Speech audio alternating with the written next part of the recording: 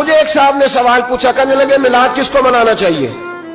میں نے کہا اس بیٹی کو منانا چاہیے میلاد جو زندہ ہوتی تھی تو دفن کر دیا جاتا تھا، پر میرے رسول نے فرمایا اب جو بیٹی پالے گا نا میں اس کا بازو پکڑ کے جنت میں ساتھ لے کے جاؤں گا۔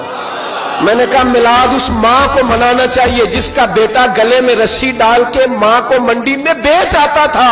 میرے مصطفیٰ کریم نے فرمایا جنت 7 آسمانوں کے اوپر سدرۃ المنتہا کے پاس تھی، پر میں نے وہاں سے کھینچ کے لا کے ماں کے قدموں کے نیچے رکھ دی ہے۔ میلاد اس باپ کو منانا چاہیے جس کی اولاد ڈنڈوں سے مارتی تھی، پر رسول کریم علیہ السلام نے فرمایا سن لو سن لو سن لو، اب جس کا ابا راضی ہوگا اسی کا اللہ راضی ہوگا۔ میں نے کہا میلاد اس غریب کو منانا چاہیے جو بھینس کی طرح بکری کی طرح منڈی میں بکتا تھا، پر مصطفیٰ نے کالے رنگ والے حبشی غلام کو سینے سے لگا کے کہا غریبوں کو چھوٹا نہ سمجھنا، میں اللہ کا رسول جب جنت میں جاؤں گا تو آگے بھی غریب ہوں گے، پیچھے بھی غریب ہوں گے، دائیں بھی غریب ہوں گے، بائیں بھی غریب ہوں گے۔ فرمایا امیر ویٹنگ لسٹ میں ہوں گے، 500 سال بعد جنت میں جائیں گے، غریبوں کے لیے جنت کے دروازے 500 سال پہلے ہی کھلوا دوں گا۔ اسے منانا چاہیے، میلاد منانا چاہیے۔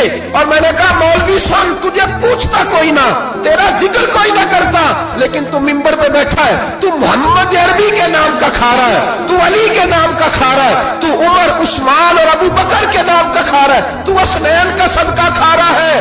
تجھے نہ تیری کبھی کسی نے برادری پوچھی، نہ کبھی تیرا کسی نے ایڈریس پوچھا، نہ کبھی کسی نے تیری سند پوچھی، لوگ تیرے نعرے لگاتے ہیں، لوگ تیرے ہاتھ چومتے ہیں۔ پھر مان جا کہ تجھے صبح بھی میلاد منانا ہے، شام بھی میلاد منانا ہے، اور تجھے یہ کہنا چاہیے خس خس جنہ قدر نہیں میرا ایتے صاحب نو وڈیائیاں، میں گلیاں دا روڑا کوڑا ایتے محل چڑھایا سائیاں، تیرا کام تھا تیری آنکھیں بھیگی رہتی۔ اور اس بوڑھے کو بھی میلاد منانا چاہیے جس کے بارے میں میرے نبی پاک نے فرمایا سفید داڑھی والے کی جس نے عزت کی اس نے تو رب کی عزت کی، اس نے تو رب کی عزت کی میرے بھائی۔ اس مزدور کو بھی میلاد منانا چاہیے جس کے بارے میں نبی پاک نے فرمایا جو اپنے ہاتھوں پہ چھالے ڈال کے مزدوری کرتا ہے میں نے تو اسے رب کریم کا دوست بنا دیا ہے۔ ہر اس طبقے کو میلاد منانا چاہیے جسے میرے رسول نے عزت عطا فرمائی۔ اس بہن کو بھی میلاد منانا چاہیے جس کے بارے میں نبی پاک نے فرمایا اگر کسی کا باپ چلا جائے اور اس کے حصے میں بہنیں آ جائیں، 4 بہن 3 بہنیں یا 2 بہنیں بیاہ کے جو آیا تم پہ سے، میرے محبوب نے فرمایا میری انگلیاں جڑی ہوئی ہیں نا اس طرح میں اسے اپنے ساتھ جوڑ کے جنت میں لے کے جاؤں گا۔ اس بہن کو میلاد نہیں منانا چاہیے۔ میرے رسول پاک نے فرمایا جس کی بیٹی واپس آ جائے، طلاق ہو گئی یا بیوہ ہو گئی، واپس آ گئی، نہ بچ سکی واپس آ گئی، فرمایا واپس آنے والی بیٹی کی جو باپ خدمت کرے گا میرے رسول پاک فرماتے ہیں میں قیامت میں اس کا سفارشی بنوں گا۔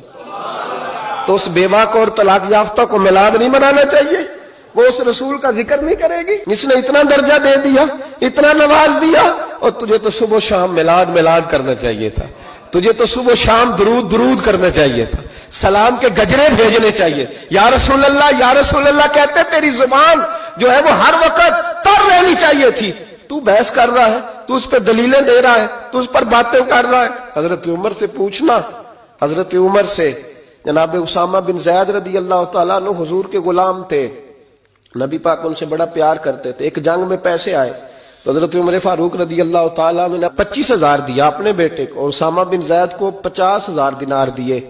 بیٹا کہنے لگا ابا جی وہ تو چھوٹے ہیں میں بڑا ہوں، وہ حضور کے زمانے میں بچے تھے میں جہاد کرتا تھا، یہ آپ نے کیا کیا؟ تو حضرت عمر رو پڑے، کہنے لگے بیٹا یہ تیرے باپ کے سر پر جو عزت کے بال ہیں یہ مصطفیٰ کے اگائے ہوئے ہیں۔ یہ نبی پاک اسامہ سے نبی پاک کا پیار بڑا تھا، حضور کی محبت بڑی تھی۔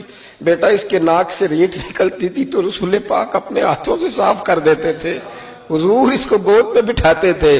میں کیسے بھول جاؤں رسول پاک کے احسانات کیسے۔ حضرت عمر جا رہے تھے تو مکے کے رستے میں ایک تنا آیا، کھجور کا خشک تنا، حضرت عمر نے اس کو بازوؤں میں لے کے رونا شروع کر دیا۔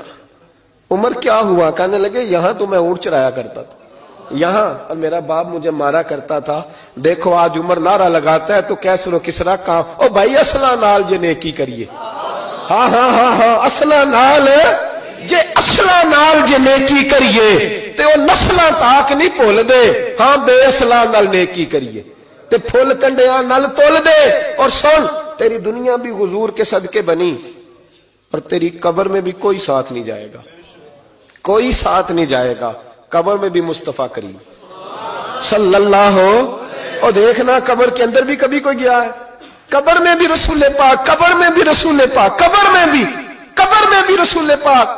میرے استاد فرمایا کرتے تھے بتاؤ جس قبر میں نبی پاک آئیں گے وہاں عذاب کیا ہونا ہے؟ جب حضور ہی آ گئے تو عذاب کیا ہونا ہے؟ نبی پاک تو جدھر سے گزر جائیں رب وہ جگہ جنت بنا دیتا ہے. وہاں کیا عذاب ہونا ہے؟ وہاں تو دیدار ہونا ہے. تیری قبر میں بھی نبی پاک. اور حضور نے فرمایا میزان عمل پہ عمل تلیں گے تو پھر بھی میں تمہارے پاس ہوں گا. حضور علیہ السلام نے فرمایا پل صراط سے گزرو گے تو پھر بھی میں تمہارے پاس ہوں گا. اور میرے رسول پاک علیہ الصلوۃ والسلام نے فرمایا جب تم جنت میں جانے لگو گے تو پھر بھی میں تمہارے. تو بتا تیرے رسول تو ہر وقت تیرے ساتھ ہے, تو کب کب نبی پاک کے ساتھ ہوتا ہے؟ تو بتانا تو کب کب نبی پاک کے ساتھ؟ میں چھوٹے جلسے کا قائل ہوں, لمبی محفل میں گزارش کرتا ہوں دوستوں سے کہ لمبا جلسہ نہ کرو. لیکن ایک جگہ پہ میں گیا تو ایک بڑے پڑھے لکھے آدمی نے مجھے کہا مولانا ان کو سمجھائیں, آدھی رات تک بٹھائے رہتے ہیں, ان کو سمجھائیں. میں نے کہا میں سمجھاؤں گا پر آپ بھی ذرا اپنا لب و لہجہ تھوڑا دھیما کریں.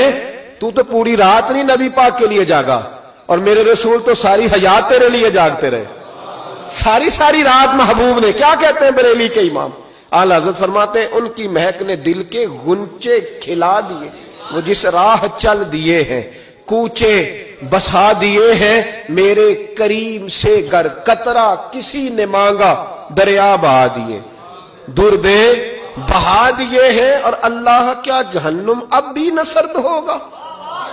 اللہ کیا جہنم اب بھی نہ سرد ہوگا؟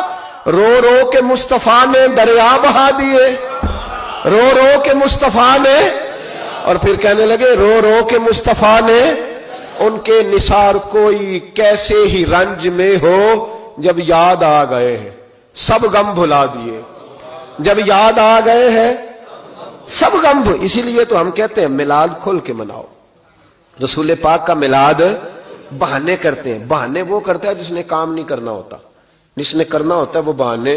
اعلیٰ حضرت نے جو پروگرام دیا وہ بڑا لمبا چوڑا ہے, کب تک کا تجھے کیا بتائے. اعلیٰ حضرت فرما گئے حشر تک ڈالیں گے ہم, حشر تک ڈالیں گے ہم پیدائش مولا کی دھوم, اور مثل فارس نجد کے قلعے گراتے جائیں گے اور خاک ہو جائیں عدو جل کر, مگر ہم تو رضا دم میں جب تک دم ہے ذکر ان کا سناتے جائیں.